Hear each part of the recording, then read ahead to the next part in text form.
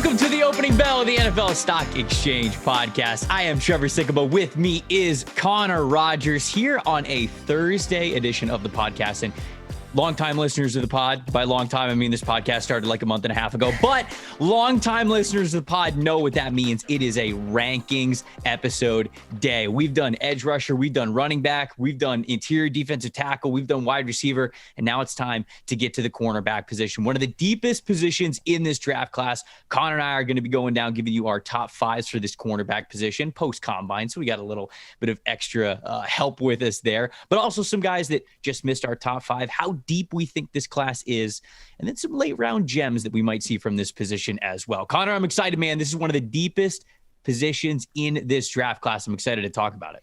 Yeah, it's a good one. You got a lot of, a shakeup of rankings from everyone, I think. I think this is one of the better shows for guys that just missed, we do the guys that just missed the top 50, but also guys that just missed our top five. We got some sleepers in here. I think this is a really fun athletic group where you can get starters. Maybe, there's like 10 players that could be starters in here, which is pretty rare. So yeah, really excited for that, man. But and it's a double hat day too, which is it is a double hat day. The first time that has happened on the pod. So while we're doing our usual Thursday shenanigans, it is a double hat day to shake things up. But I have a pressing issue that we need to address at the top of the show.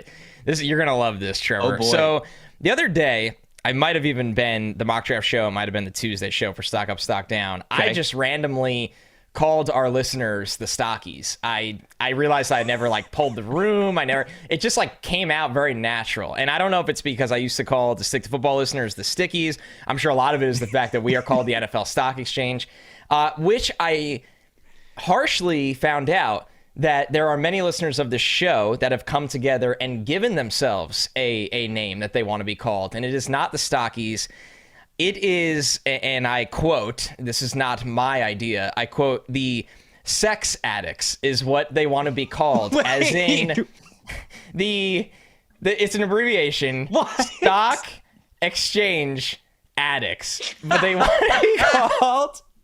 And they were like, I was like, is this what you want to be called? And they were like, yes, this is the name we've come up with. I don't know if I will address them as that on this show for, I don't know, appropriate reasons or whatever it is. But the Stock Exchange, Stock S, Exchange, EX, Addicts. What do you think of that? I don't know. I would say I didn't tell Trevor about this, by the way, until just he now. did not. This was not our pre-pro. This is not. I did not know that this was coming. Look, if the diehards want to call themselves that, that's fantastic. I don't know if I would say we can't make shirts. We can't make merch. The merchandise might need some work there, so we might actually need to come up with a more merchandise-friendly name, and then you diehards can call yourselves this all you want. We absolutely love you for it. I was gonna say I don't know if we could call them that on the show, but then again, shoot, what Manscaped is having us read for these ads. Point. I mean, it's. I don't know where the line is. I thought I knew where the line was when we started this podcast. I guess I don't, but. That's awesome. I truly love it. It makes me so happy that people have already listened to this podcast enough to kind of give themselves a little nickname for the diehard listeners of the podcast. So, hey, you know what? Everybody out there who wants to roll with the sex addicts, I guess you can.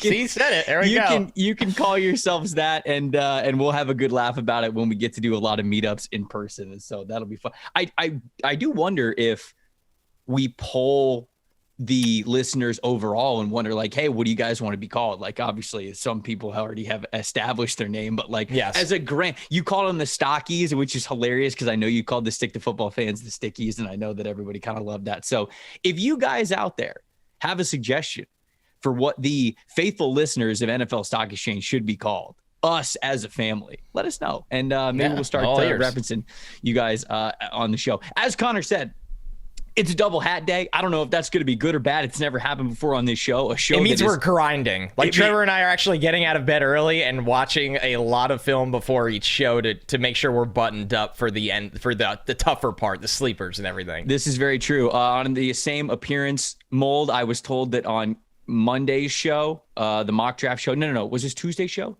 It had to have been Tuesday's show. Tuesday's show, somebody said that I looked like late stage career Eminem with my beard and the hat. Like, I don't know. They just said that I looked like late stage career Eminem. And then somebody else in the YouTube comments said that I had beautiful eyes. So to you. Yeah, you've gotten a good balance. Yeah, late stage Eminem. The check is in the mail. Check is in the mail to that person. So thank you. I appreciate it. When you can fit dude, low key, and beautiful eyes in one comment, that is like really wildly impressive. All right. Well, we're not just gonna talk about the color and aesthetic of my eyes. We're gonna talk about our scouting eyes between the two of us here. See what we did there? See the transition? So they pay me the big bucks for it, folks. Before we get to our cornerback rankings, though, got to make sure I remind everybody that now is the best time to sign up for a PFF subscription. Whether it's an Edge, Elite, a college, whatever subscription you're trying to go for that you want to get the best out of PFF.com, you can do it right now for 25% off a yearly subscription if you use the promo code NFLSE. Whatever you're calling yourself as a lifelong listener of the podcast, it is your right to claim 25% off a PFF premium subscription. You get the article content, you get the draft guide, you get the fantasy football guide, you get all the in-season betting tools as well. So check it out. If you don't have a subscription, go use that promo code NFLSE to get 25% off. Connor, I will defer to you. Great. For number 5 to kick us off here. Who is your number 5 cornerback in this 2022 class? You and I are going to have very different rankings, which is fun today, but I think 5 is the only time we're going to align. So I'll kick things off here, and it's going to be Kyler Gordon, who undoubtedly had a disappointing showing at the combine, but that doesn't mean you just tank the guy. I guess I'll start with the bad before I get to the good, is that he came in under 6 foot, which is just shocking to me. I did not think that while watching him on film. I thought he was somebody that played bigger than that, which is a good sign. Dude, he was like the exact same size as Trent McDuffie. And it doesn't look that way at all. They were both 5'11", 194, and 193. Like, they were the same exact size. It was so funny. It's insane. So he runs the 4.52, which is fine. Like, you're not like off the 4.52. It's not, but I think the problem is that, I've heard a lot about Kyler Gordon that he was going to run around a 4.4 and that, and he's going to do everything at his pro day. And you could see he only ran the 40. I've said on the spot before, I heard that he really was not feeling well and he gutted out the 40. Gutted out.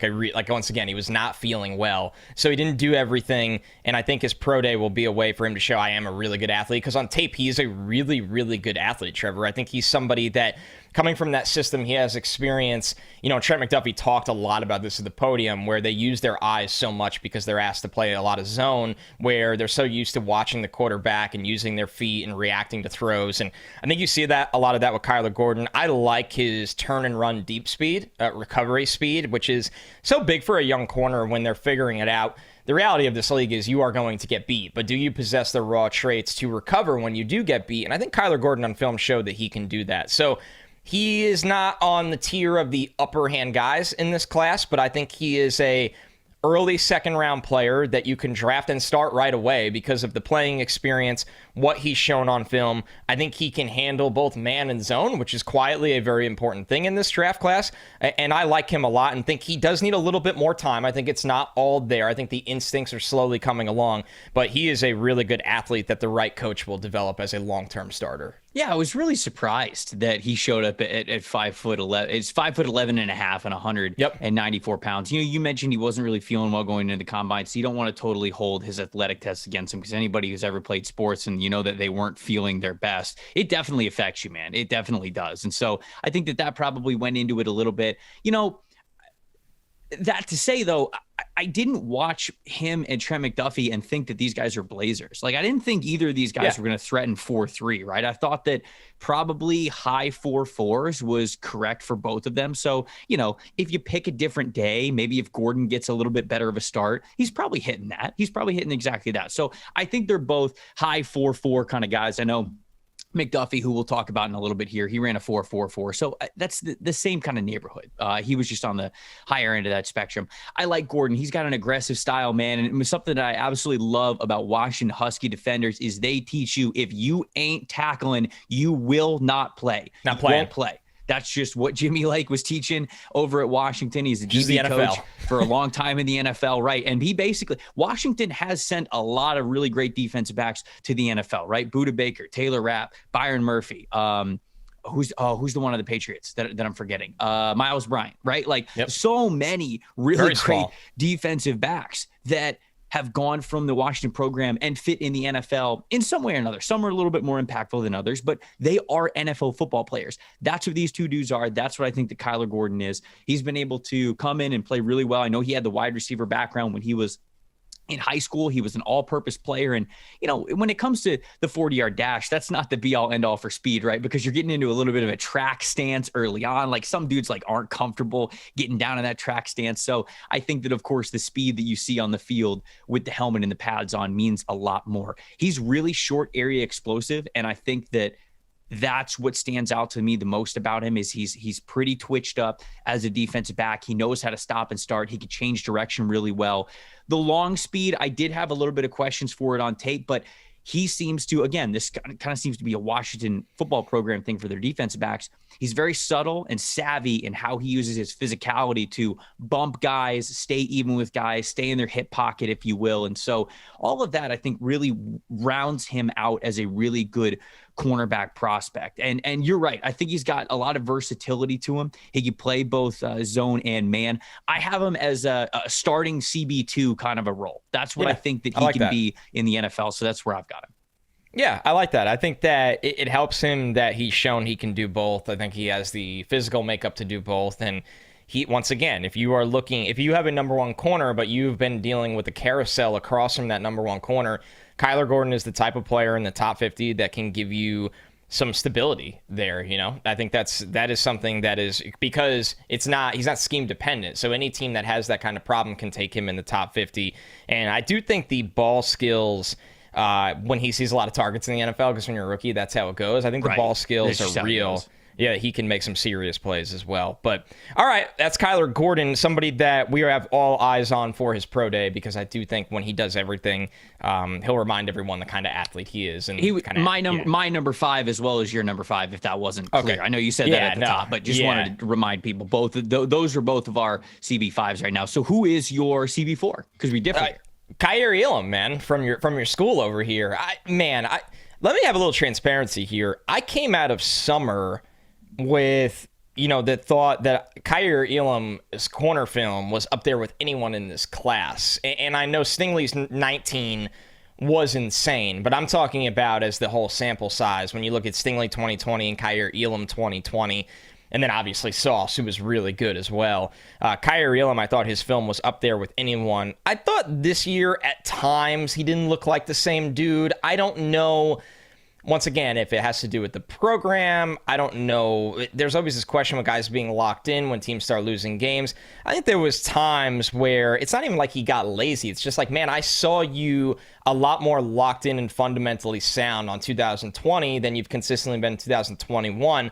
But the raw physical talent, because of his size, a great 40. I think he had a sub 4.40, which is kind of shocking to me. I thought he would be right around a 4.5. So that's a really nice number for Kaiir Elam. Right. He is a true press man corner. I would not sit him off and ask him to play zone and read the quarterback and constantly use his feet like that. I would ask him to get right up on a receiver and use his arms, use his physicality to disrupt their route and stay in their hip pocket and run with them. And someone like that as a rookie, you're not going to put him on an island, but once again, it goes to the fact that if he has some safety help over the top, he can really beat up receivers underneath. And I think there is, a really valuable, that's a valuable trait. Now, the problem is with him underneath, I don't think he's the best tackler right now, which is kind of odd for a couple of reasons. One, his size, and two, the fact that you look at his bloodline, right? The bloodline between, Abram Elam is his dad. Yep. His uncle is Matt Elam. Those dudes, from what I remember, were pretty hardcore tacklers. Yes. They were safeties. Safeties tackle.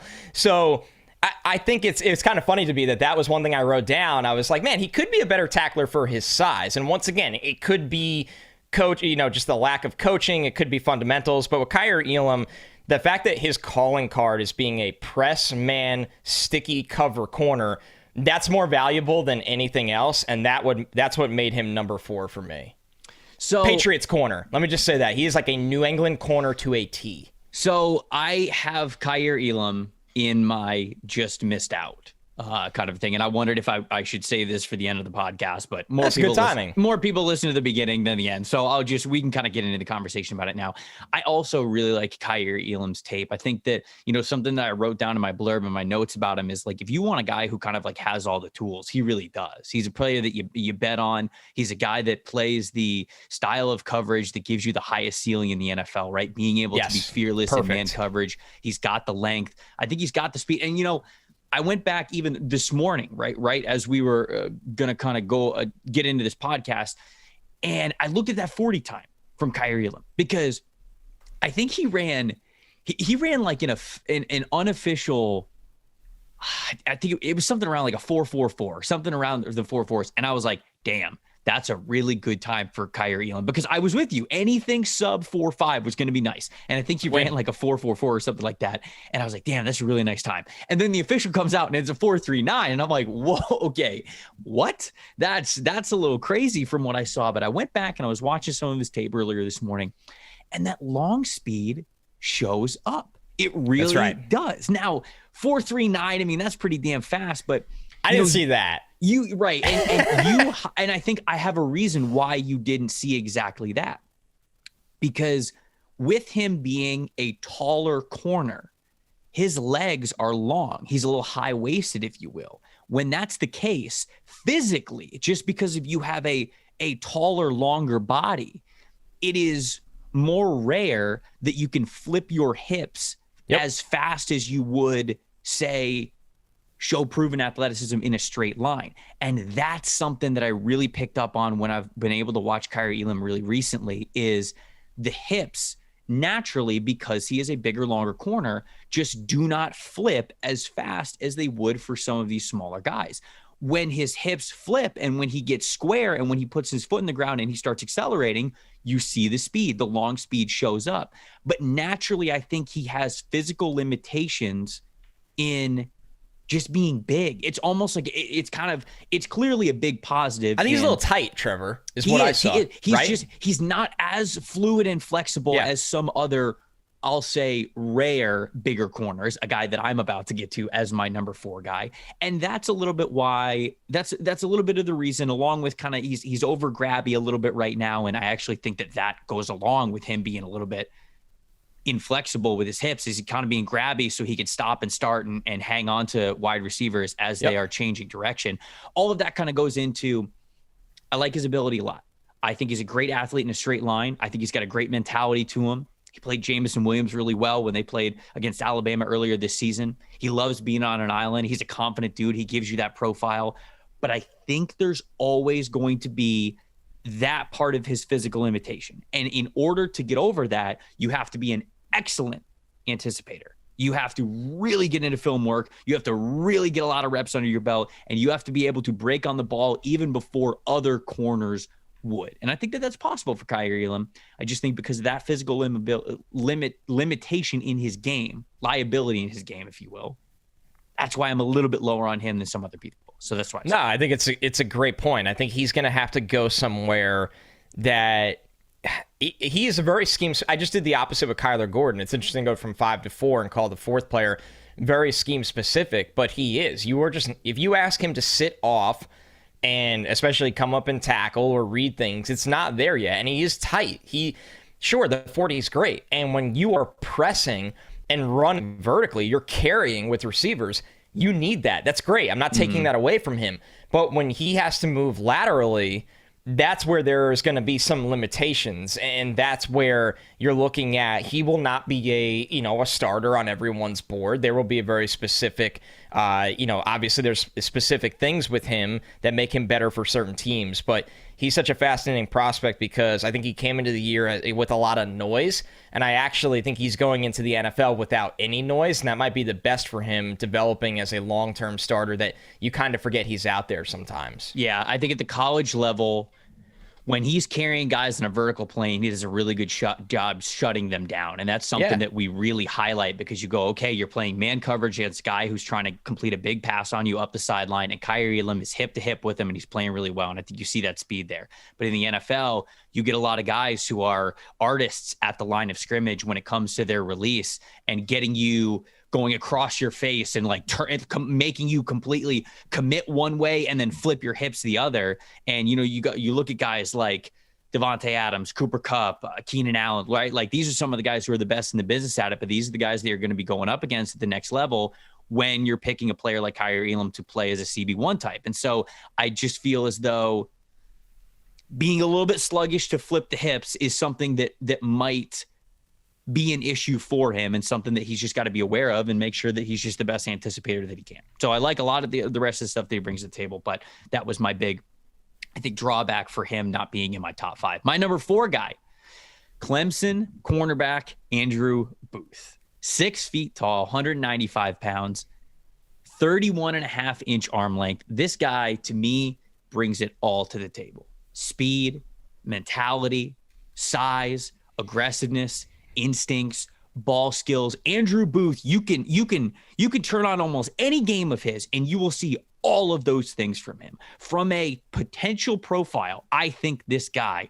has an insanely high ceiling, and I think he does it really, really well. Now, there are areas of his game that just need to be cleaned up. Like sometimes I think he's a little too erratic. Like sometimes I think that he gets a little ahead of his feet sometimes. And sometimes like you could almost tell like his upper body or his mind is moving a little bit before his feet do. I think a lot of his issues right now, whether it's losing his balance, which I kind of saw him like lose his balance, changing direction a lot more than I thought he would. Where I was going to start. Yep. Right. And also sometimes just getting beat in coverage when I go, you're more athletic than that. You've got this guy. You can handle this dude. I think it comes from the footwork. Slow feet don't eat, right? That's a player motto that I have heard time and time again. It's got to be from the ground up. That's how everything works. And everything starts with your footwork. You've got to be light on your feet. I don't think Andrew Booth is consistently light on his feet enough because you see him do it plenty of times. It's not like he doesn't do it. There are times where quarterback will snap the ball and you could just see he's chopping his feet. And when he's at his best, and few wide receivers beat him over the last 2 years, honestly, because he is that good and he is that talented. But then there are other times where a wide receiver, he might be having his eyes in the backfield and his brain might just forget to chop the feet a little bit, and you could almost see it in his head. You go, oh shoot, yeah, I gotta move my feet a little bit here to make sure that I'm ready to change direction. And so if you clean up that footwork, man, I think the sky is the limit for this dude. I think he has CB1 potential in the NFL. His ball skills are elite. Like I said, he's got that size, he's got the mentality. He's a willing tackler, although I think it's a little undisciplined at times. But all of the issues that I see with Andrew Booth can be cleaned up. And if you clean them up, that's a first-round cornerback to me. So I got him at number 4. No, I like it. And this is a good transition because my number 4 was Kaiir Elam. He was your just missed guy. Your number 4 was Andrew Booth. He was my just missed guy. Look at that. It's our evaluations are ironically the same on Elam and the same on Booth. It's just where you stack them. I saw with Booth, since I had him just missed, I'll start with what concerns me. Is that balance? As soon as you said that, I was like, that's where I'm going to start.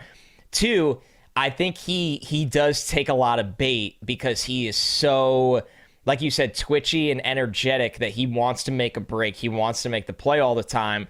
And you have to wonder at the next level, when guys are so precise, will that cost him early? Will quarterbacks bait him? Will wide receivers bait him? Will he jump underneath and give up a lot over the top? But those are things that are going to be a problem with a lot of young corners. So the fact that the ceiling of Andrew Booth is he's got the size, he's a really, really good athlete. He is someone that, and I believe he did not work out, right? It looks like he had nothing posted. He hurt his quad, I think, right before the combine, like week of the combine. He's like, okay, yeah, I can't do anything this week because he hurt his quad. So hopefully we get some numbers at Pro Day. I hope so too, because he's a really good athlete on film. He's got light feet. He's for that size. I think he moves both well vertically and side to side. Like there's no lateral limitations there like we had with Elam. I think Booth is fine in that way. I think he can get physical at the line of scrimmage. I think he can sit off. I think he can really do anything. I think he just needs to be careful by not biting in on stems too quickly at times is basically what it is. Patience. My number one thing with Andrew Booth is just, which is crazy to teach it. Like you have to teach a young corner like that almost because he has too much raw talent. It's like just be a little patient. And the funny thing is with Booth, he is not a bad tackler. He is just an over-urgent tackler at times. He wants to hit you hard. Yes, he wants to be a safety running the alley. And it's like, no, you're a corner, be responsible. So wherever he goes, and he's going to go in at least the second round. This is the type of player that the NFL just loves. You bet on. Yeah. I kind of like Kyler Gordon, who was number 5 for me. Obviously, Booth the 6th. I see a long-term scheme versatile starter, and there's going to be, I think, some big plays early that he's going to give up, and I think that's okay. I think you live with that. So I do like Booth. I'm glad he's your number 4. It just kind of shows, in my opinion, the depth of this corner class, because in any other world, not having Andrew Booth in your top 5 corners feels like an absolute crime. Right. All right, who we got in top 3? Let's start with the top 3. Who's yours? Number 3, this might shock some people. It's Derek Stingley. Wow. Yeah, it's Derek Stingley. He's number 3. And, I will say, he didn't come in as this bona fide number 1 for me over the summer. Like I said, I thought Elam was there. I thought Sauce was hanging around there. I was later on McDuffie than I wish I was, and we're going to get to him in a little bit. But Stingley has all. Let's just go right to the notes. It has all the talent in the world. Let's make no mistake about Derek Stingley and not say I'm overthinking the player. This one has as much to do with availability and focus, I think, than you'll see in a long time. So the first line of the notes: long, physical, and fluid. Majority of snaps were at outside corner. Freshman year was tremendous. Ball skills on full display. Has a violent jam that he should use more. Relies on his recovery speed a little bit too much. Because let's be real, when you're Derek Stingley, you're probably a true 4.3 athlete. And I'm not talking 4.3 something. I'm talking 4.3 flat. You can get away with that in college. So with Stingley right now, the list rank has me terrified. The fact that there was a drop-off every year from 2019 has me scared. And he's still my number 3 corner. It goes to show you how physically talented he is and how good 2019 was. The ball skills are unbelievable. I mean, the fact that this guy can take away the football in the air, he can see things, he can disrupt you at the line of scrimmage, he can run with you over the middle of the field, he can carry with you deep. He wants to play man corner. That's what he wants to do. And I think at times when they wanted to get away from that a little bit, I don't know if he even listened. I think he wants to be a true... And there is so much value to that in the NFL, being a shutdown man corner. Somebody that probably honestly wants to be a Revis, where he's going to say, let me trail. J.C. Horn did this in college. Here's the most recent example. J.C. Horn trailed with number 1s. I want to travel. I want to be isolated. I don't want a shell. I don't want a 2 shell over my head. I don't need that guy over me. I can run deep. I could do it all. But Trevor, he has to play. And I did not get caught into this trap last year with Caleb Farley, who was probably the most talented corner in last year's class, but was not my number 1 or number 2 corner. Availability is just too vital in the draft. And the more and more years I do this, the more I stop praying for it to get better at the NFL level, because 9 times out of 10, it doesn't. And it sucks. This is the not fun part of this business. Right. This is the, not I've been doing this too long, because I haven't even been doing this 10 years, but it's the fact that I've been burned so many times by hoping a guy gets back to the form he had years ago at a league that's it's faster, physical, violent, taxing, longer, more games, longer season, more from coaches. There's just so much there. And I hope he turns into the Stephon Gilmore everyone wants him to be. And I don't think there's a reason he can't, besides the fact that he's just been really banged up, and he is the ultimate wild card, I think, of this entire draft. Well, I'm going to get to Derek Stingley later in my rankings, but I don't totally disagree with your points, but we can go a little bit back and forth in a little bit. My number 3 guy, Washington cornerback Trent McDuffie. I have in my notes, and the first line in my notes is, it's so easy to like this player. It really is. You turn on his tape and he just does everything so well. I have a column in my sheet when I'm going over these guys, and it has like an intangibles column. Like, is there something about his game that isn't necessarily measurable, whether it's size or athletic ability or production, that I just really want to highlight? And I don't have something in there for every player. Like, it takes something pretty special for me to fill something out in that category. Like, it takes really unique size or really unique strength, speed, or just like I said, like something that cannot be measured in that way. For Trent McDuffie, it's football IQ. And I wrote this down immediately. I was like 2.5 games into this guy, and I was like, I'm writing this in the intangible category. He has absolutely earned it. Now, Trent McDuffie showed up at the combine, 5'11", 193 pounds, which isn't bad. I mean, like, that size for a corner is fine, even like outside corners. That's decent size. The arm length, 29 3/4, that's a bit of an issue because there are not many good starting caliber cornerbacks, especially outside cornerbacks, that have sub 30 arm length. And so McDuffie coming in with sub 30-inch arms is unfortunately something that we saw a lot of on tape, because when McDuffie would be near wide receivers, and I noticed this a couple of times, let's say he was playing in the slot, or even I guess he could be playing outside, he knows how to anticipate. He can click and close. He knows when to put the foot in the ground. And sometimes he is going towards where the ball is going before the ball is even out of the quarterback's hands. And I will freeze frame things to make sure that I see that so I can check it off, because I think that that's important when you're looking at recognition for guys. He does that quite a bit, but there are still a couple of times where, depending on how far he is away from the wide receiver at the time, he will get in there and he will dive and he will swipe his hand and he cannot get there. That's when arm length matters, folks. It matters when you were attacking catch radiuses, when the ball is coming in on 50-50 chances or just contested catches. And it also matters for press coverage. You're going to go up against a lot, like Connor said with Derek Stingley, bigger, faster, better wide receivers at the NFL level. And no disrespect to the Pac-12, but jumping from facing Pac-12 wide receivers to NFL wide receivers, that's a different beast. And if you saw any sort of hesitation or worries in coverage from McDuffie, which I saw a little bit of, that only gets magnified more in the NFL. Now, he handles things so well, and he is such a clean prospect outside of what his limitations would be. The 4.44 speed was fantastic. I think that he can keep up with guys well because, again, he's subtle and he's savvy with his physicality when guys are trying to get vertical on him. He notices things very well. He's a fantastic off-coverage corner. I think that might be where he's at his best.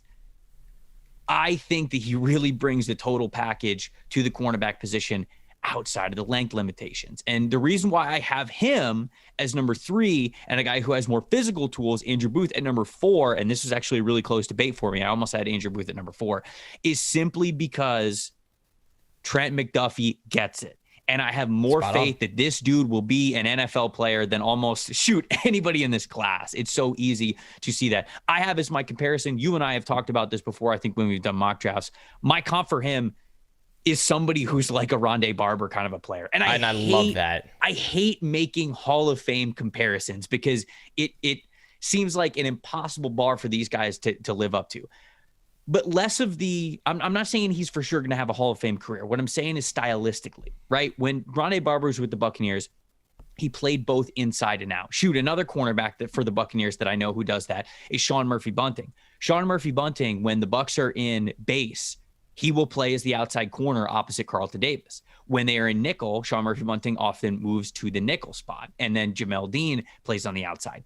That's the kind of role I could see McDuffie playing as a CB2 on the outside in base, and then when they go nickel, he can play nickel, or he can play slot defender against some really, really great slot receivers. Now, it kind of depends what the matchup is going to be, right? I have that in my notes as well. You know, if you've got if like Julio Jones is playing in the slot, you probably don't, you probably don't want Trent McDuffie going up against Julio Jones or like a Mike Evans, right? Like the Bucs will play Mike Evans in the slot all the time. And so like, if he's in the slot, you probably don't want 5'11" short arm Trent McDuffie going up against Mike Evans, but he is super versatile. And I think that we use that word a little too much. I'm certainly guilty of it all the time, because when a guy can play, or at least has the ability to play both man and zone coverage, we'll like call him versatile and everything like that. But maybe it's more of they can play both, but they're not a master of both. I really believe that Trent McDuffie can play both nickel and outside corner. I just don't think he's going to be a CB1. You don't want him going up against wide receiver ones consistently week in and week out.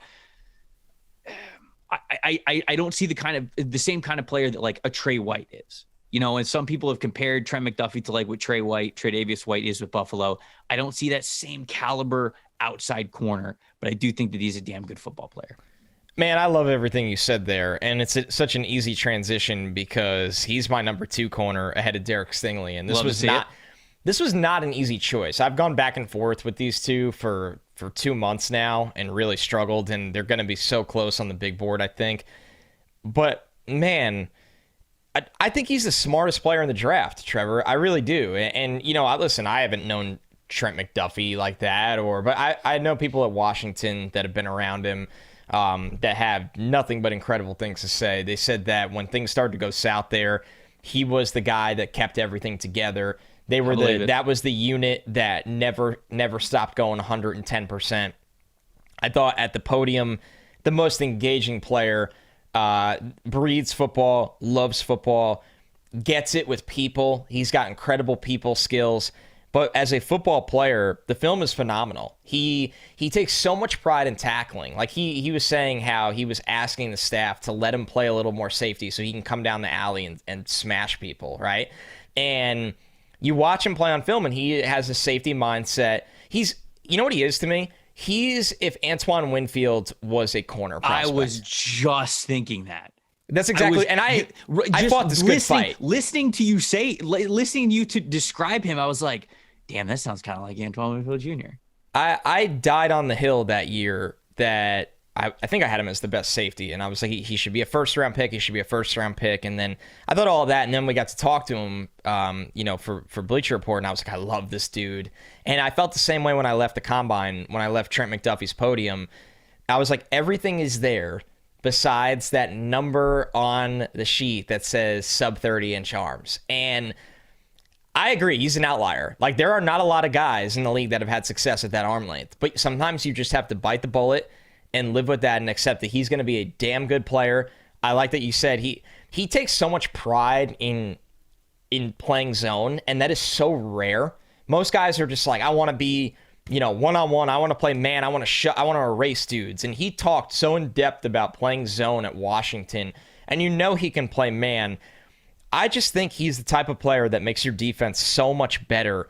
He makes you so much better on the field, so much better at practice, so much better in the locker room, so much better away from the facility that I am betting on McDuffie's insanely high floor over Derek Stingley's ceiling. And I might look like a freaking idiot by doing that, but that's how I'm rolling with it. I love this player.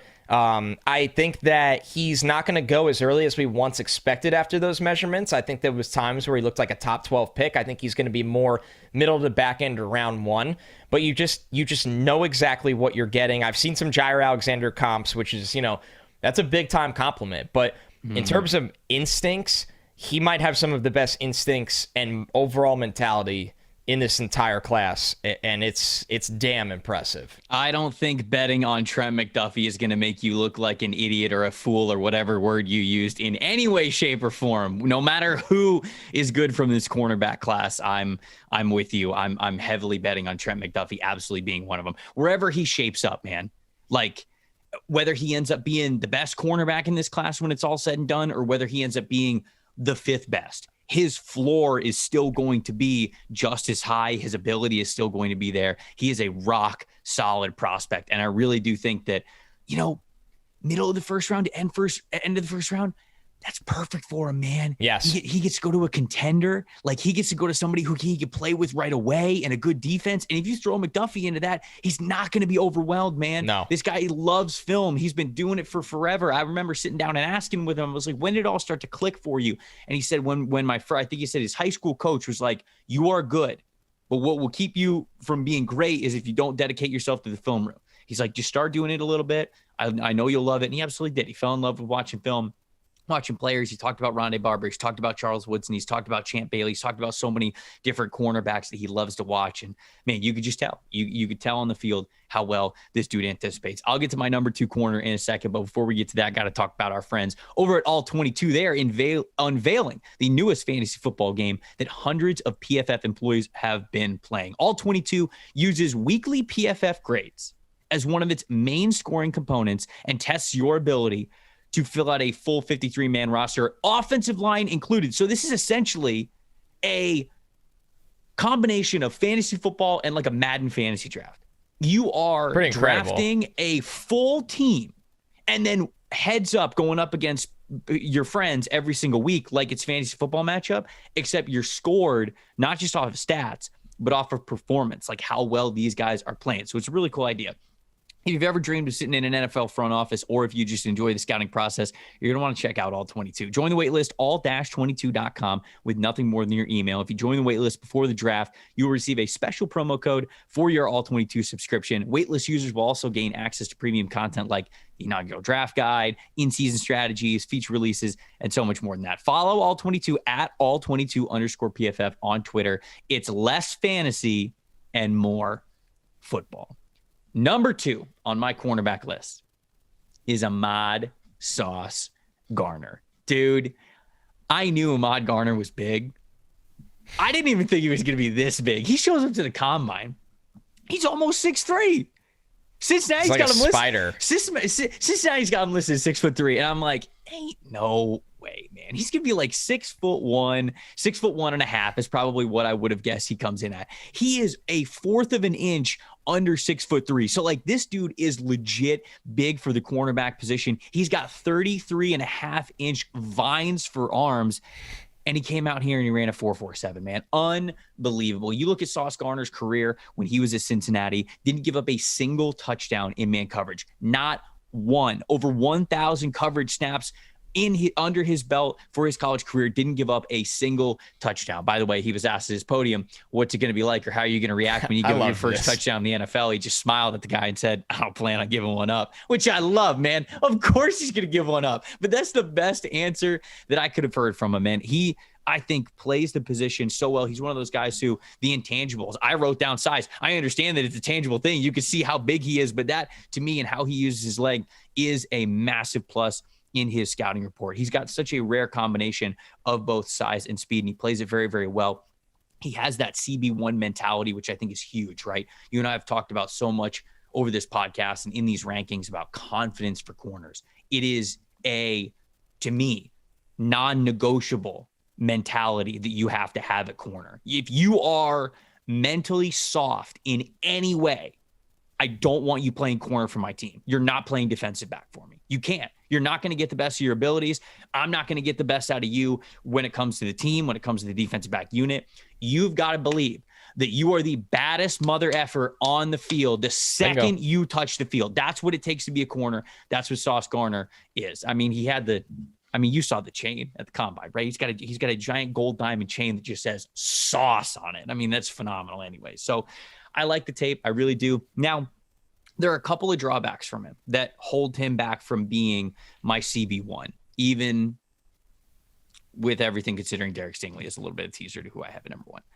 I think the hand placement, the striking, the punch when it comes to his press coverage, because he's a man coverage press kind of a corner, it's a little inconsistent. He either whiffs a little bit on his target exactly where he wants his hand to go, or he doesn't put enough oomph behind it, and he will like get his hand on a guy, but it's not really rerouting them. It's not really affecting them as much as it needs to. It's kind of just like, oh, I'm getting my hand on you, but it's almost like he's placing his hand. He's not really punching. He's not really doing what he needs to do there. And I feel like I see that a little bit with certain wide receivers that he went up against. And the only other thing for me is really just the anticipation. Like sometimes I think he'll get crossed up a little bit and you can see that recovery speed show up, but much like Andrew Booth, like I need you to anticipate a little bit more, not be so reactionary, be more anticipatory. Those two things, I think if you clean those two things up with Sauce, man, he's got really nice footwork. He's got light feet. Like I said, he's got the length. He's got the mentality. He knows how to play that press coverage, man coverage kind of a style. Those are two things that I think if he can clean it up, man, we're talking about CB1 potential. That is the role that I have written down for him in the sheet. I think he's a mid-first round kind of a grade. And I think that, he's got CB1 potential in the NFL for sure.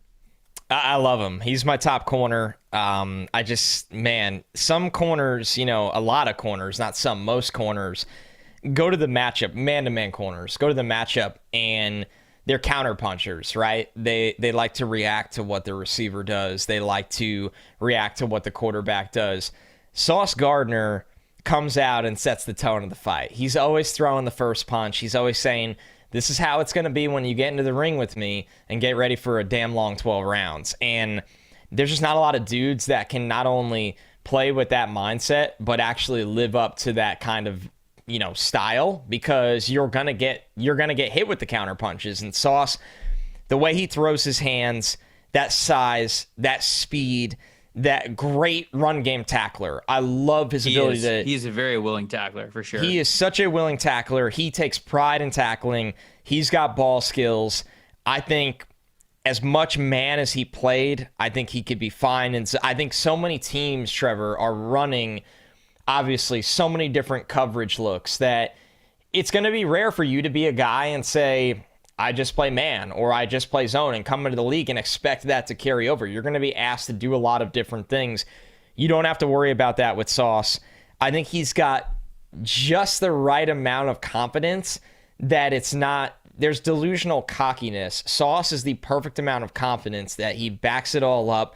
I mean, when you have that kind of nickname, you right, hope you would. Right. And he's a really humble dude. I mean, the first thing he said on the podium, he was just, giving thanks to his mom and talking about growing up in Detroit. Mm-hmm. And this is a dude that came into Cincinnati as a 160-pound recruit, and he's worked his way into being a top 10 pick of this draft.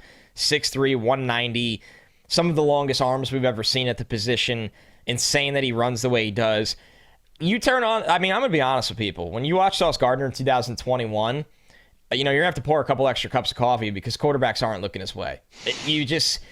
I almost would recommend starting full in on 2020 and then just try to find the games where he actually gets a look. Once you know what his technique is, once you know how he's erasing guys, there is just not opportunity for him in 2021, not just because of his reputation, but the fact that there was no point in throwing to his side. And that's how his teammate Kobe Bryant probably got recognized, the fact that targets went his way instead. So I think Sauce has the ability to come in like J.C. Horn did before he got hurt and really shut guys down.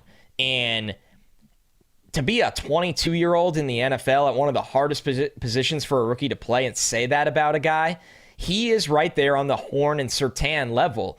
And I thought those guys were pretty special in their own way. Sauce is right there. So he's a build-a-corner. Let's start with that. Every measurable he has with the speed is a build-a-corner. Right. The personality is a build-a-corner. And the tape over the stretch that he's been in college, Stingley's been in college, McDuffie, I think the gap from his tape over that multi-year stretch is gigantic compared to everyone else. Somebody asked me the other day, they're like, what if, could Sauce really go top 5? Because why would you take him when there's so many other corners in this class? And I'm like, I get it, because I've made this argument about Kyle Hamilton versus the other safeties. I've made this argument really for almost every position group. This dude is different. This dude to me is different. He is on a totally different tier. If you want to go bargain shopping, I get it. You can get a starter in Elam, Gordon, Booth. But if you want luxury, the luxury brand, Sauce Gardner's the Mercedes of the corners. I just love this guy. That's going to be on a quote graphic right there. That's going to be on a quote graphic. Him being the Fired Mercedes up Pro Football Focus. of the not going anywhere of the cornerback class. My number one to finish things off here in the top 5 is LSU cornerback Derek Stingley. And I will admit, when you talked about Derek Stingley at number 3, one of the things that you said is you did not have Caleb Farley as your number 1 corner last year. You didn't even have him as your number 2.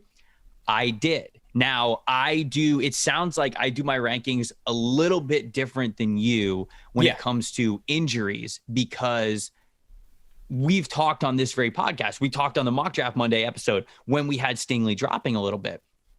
The Liz Frank foot injury is a big deal. I believe he suffered it in the summer. He tried to not have surgery on it. He tried to play through it. He played 3 games. He did not play well. And then he ended up getting surgery because obviously he didn't want to not play well. That's game tape. That's most recent game tape. And so he shut down the season. He had his surgery. He doesn't work out at the combine. I think he said he had surgery in, late October or November or something like that. And so we're 4-5-ish months removed from surgery. And he's, still not working out, obviously. Didn't work out at the combine, hoping to work out at pro day.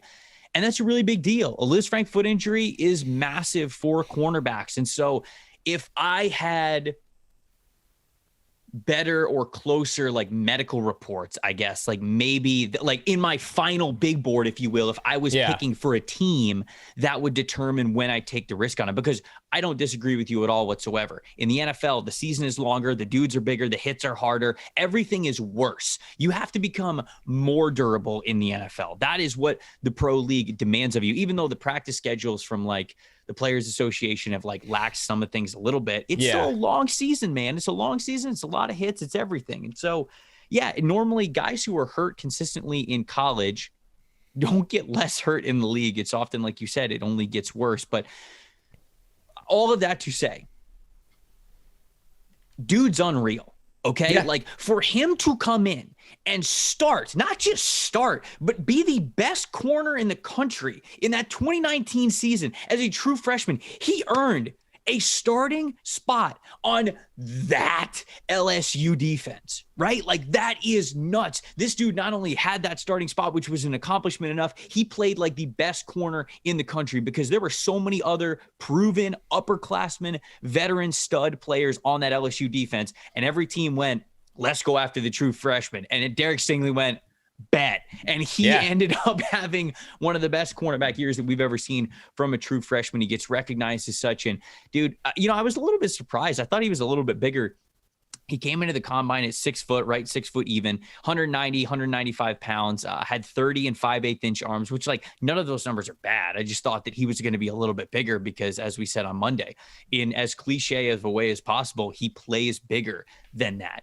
He is, when it comes to the flexibility of sinking his hips and being able to get low and being able to backpedal while still being low, having the light feet, being patient with receivers before they flip their hips and really get to commit to guys, him being able to flip his hips, him being able to put his foot in the ground and change direction, carry guys vertically, get physical with them at the catch point, be able to turn his head, which is something that he does instinctually better than so many players that I have seen come before him. The ability to turn his head at the exact time to know where the ball is coming. Now, okay, yeah, the technique of where to look for it and everything, it's never going to look perfect every time, but those instincts are there. The ball skills are there. The hand placement when fighting on press coverage, all of that, man. He brings truly the total package as a cornerback. I think that from what I've seen on tape, not just 2019, but I didn't even hate 2020, man. I know that 2020 was a down year because the defense as a whole was down and LSU as a program was going through some weird stuff. And like all of that was going on around him. I watched a handful of 2020 games recently and I'm like, this dude's still a stud. He's still a stud. And then this past year, of course he doesn't look good because he's obviously dealing with the foot injury. But if you give me a healthy Derek Stingley, I think this is an all-pro corner. I really do. I gave him a top 10 grade on film, but I also obviously gave him a red flag medically because of the Liz Frank injury. So he is number one in my book, but just like Caleb Farley was last year, I got to know this situation about his health a little bit more to really determine when I would pull the trigger on him. But in terms of what I've seen on film, I think he's a top 10 player. Yeah, and I think it goes to show you how we see eye to eye on so many things and still end up with different results, right, in a sense, which is cool, which is really cool. It really is really cool. It shows you that, that's why I always laughed at draft arguments or even comments that like call someone crazy for an opinion, and it's like you can't do that in this industry because there's so much volatility, there's so many different variables that can affect the outcome of what a player is, whether it's where he lands, whether it's how he holds up physically, whether it is obviously character sometimes that you don't know anything about. So that's the process, and that's what makes this so much fun, man. All right, so that's your top five. We'll recap the top five here. I had Kyler Gordon at number 5, the Washington corner. Andrew Booth, the corner from Clemson, at number 4. Trent McDuffie, the corner from Washington, at number 3. Ahmad Garner, the corner from Cincinnati, at number 2. And then Derek Stingley, the corner from LSU, at number 1. Who'd you have? Yeah, 5, Kyler Gordon, just like you. Number 4 for me was Kaiir Elam. 3 was Derek Stingley. 2, Trent McDuffie. Number 1, with a pretty big gap for me, is Sauce Gardner. And you and I went through our just missed. I know you had Kaiir Elam as just missed. That was my number 4. Your number 4 was Andrew Booth. That was my just missed as well. I also wrote down Kobe Bryant was right on the outside looking in. I really like his potential to start at the next level. Seen a ton of him because he played across from Sauce. Saw him at the Senior Bowl. A really patient corner corner that I just love. The one thing I'll say about Kobe Bryant is he's so good at reacting at the right time. He never overreacts to routes. He never overreacts to receivers. He reacts when it's time to make a play. So I think Kobe Bryant's going to be a really nice starter at the next level and probably a back end or round 2 selection. Before we wrap this up, I think we got some sleepers. We just got some things to say, sure, Trevor. And I actually really love your first one in here, so I want you to take the floor because a lot of people are probably wondering how we did not talk about this guy yet. Yeah, so I mean, it's not as much of a sleeper, right? But I like the way that you said it there. Just some things that we want to talk about, some notes that I have here. Rajah McCreary, the cornerback from Auburn. I have him, right around, I think he's either CB7, CB8 in this class for me right now. I think he's a nickel. And I think that he's going to have to be a nickel because, if we thought Trent McDuffie's arm length was small at 29 3/4, McDuffie's got, if we thought McDuffie's was small at 29 3/4, McCreary's is 28 7/8. So he didn't basically even unheard clear of the 29-inch arm length. And so that's just, it becomes super limiting when you're talking about playing in the NFL and going up against certain receivers in man coverage. I mean, the arm length just becomes a really big issue, especially when you start going up against wide receivers who are 6'3", 6'4", 6'5", that kind of length. You can't afford to have a corner as small as McCreary is out against one of those wide receivers. The rep's just not going to end well. But what McCreary does really well, as you would expect with a guy who's a little bit smaller and a little bit more compact, is he changes direction really well. He puts his foot in the ground. He really is able to accelerate. He has great short area explosiveness. To me, that bodes great for the nickel position. And so I think there is a world that exists where, kind of like McDuffie, he's versatile enough to, if you need him to kick him to outside on a handful of reps throughout the game, he obviously has the game tape and he's comfortable doing that. But I think he's going to be most effective and have a lot of value for teams in the nickel. And when I say that, I don't mean it as this big negative. We are in a football world where you have to have 3 great corners. You have to have 2 good outside guys, and you have to have a good specialist player who is a nickel defender. And I think that Rajah McCreary can be that. It will limit where he gets drafted. I don't think that he's going to be a first-round pick, but I still really like who he is as a corner, especially because this dude's only been playing the cornerback position for 4 years. When he got to Auburn as a true freshman, that was the first time he ever played corner. He played basically every other position in high school. He played linebacker, he played wide receiver, he played running back, he played cornerback, he played on special teams, but he never played corner.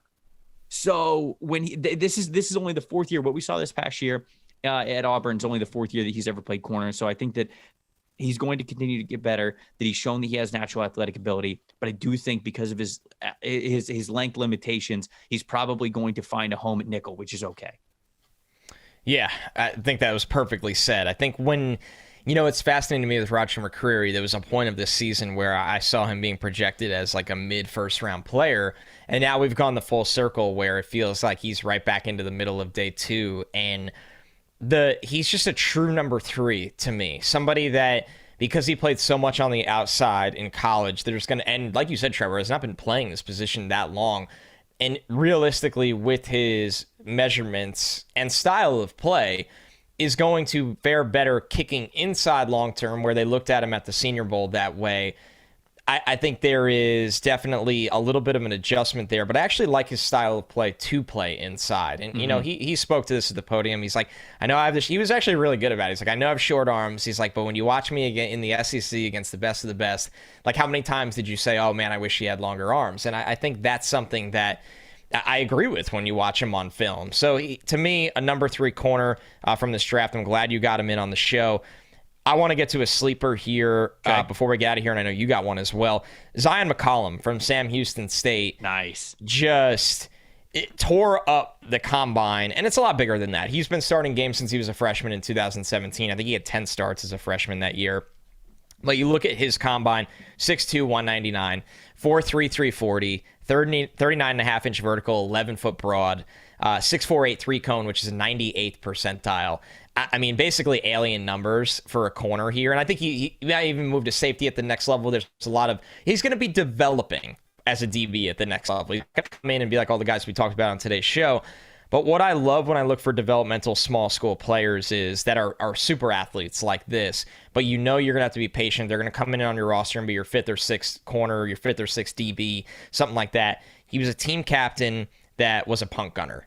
And when you have that kind of athleticism and that kind of film and experience as a punt gunner with that kind of mental makeup and character, coaches love that you're coming in and contributing something to the 53-man roster while also developing for a bigger role on the long term. So Zion McCollum would be the guy on day 3 that I would take that dart and throw it on the bullseye and say, I love what you can do for the back end of our roster right now, and I love what you can be 2 to 3 years from now. So he's somebody that after that testing, matching up with that small school film, I'm pretty excited about him. Another guy that I want to shout out, I've done it a couple of times before on this show, but again, Joshua Williams, the corner from Fayetteville State, man. He, we talked about Sauce Gardner being a supersized corner. Same thing with Joshua Williams, 6'3", 195 pounds, 32 7/8 inch arms. So he almost had that 33-inch arm length like Sauce Gardner did. He ran a 4.53 in the 40-yard dash. He had a 36-inch vertical jump, 124-inch broad, which are really great speed and explosive numbers for a player that big. When you look at a guy from Fayetteville State and you project him to the NFL, it's kind of like what you mentioned on yesterday's or on Tuesday's episode.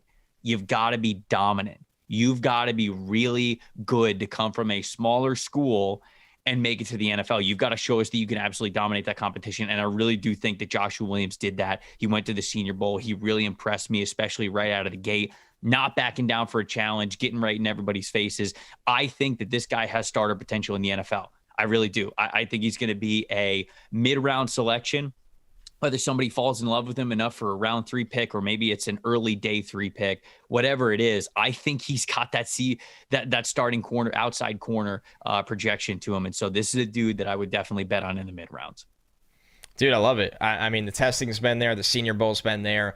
He's passed every test. When you look at these really small school guys and they go through the process of, okay, well, can you hang with the big dogs on the field at the All-Star games? Can you hang with the big dogs on the track at the combine? Can you do all those things? And he just checks all those boxes as one of those. Once again, he's fascinating to me, Trevor, because I just wonder if we're at the point where he doesn't make it off to day 3 of the draft. Is there somebody at the end of round 3 that says, we know this is going to be a hot name in round 4. Sure. We'd rather just take him right now with all the trades that go on day 3. Right. He's had just a hell of a rise this year, Joshua Williams. Yep. He's been awesome, man. He has been fantastic. There we go. That's a little bit of our thoughts at the top on this cornerback class. Like Connor said, man, it's a deep class. You can get corner at a variety of different rounds. Let us know if we didn't mention somebody that you guys really like. Tweet at us at Tampa Bay Trey, at Connor J. Rogers. We'd love to hear some corners that you guys have really been watching, that you like, that you maybe have some targets for your teams. 1st, 2nd, 3rd round, day 3, whatever it is. We would love to hear from you. That's all from us this week. But Monday, give you guys a little bit of a teaser.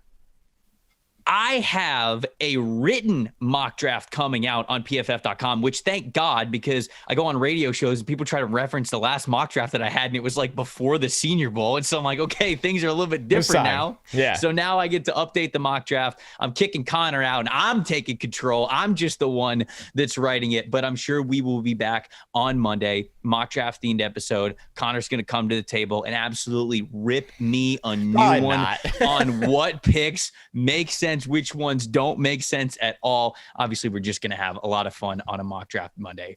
This is the NFL Stock Exchange. Thanks, guys, for listening. We'll see you then.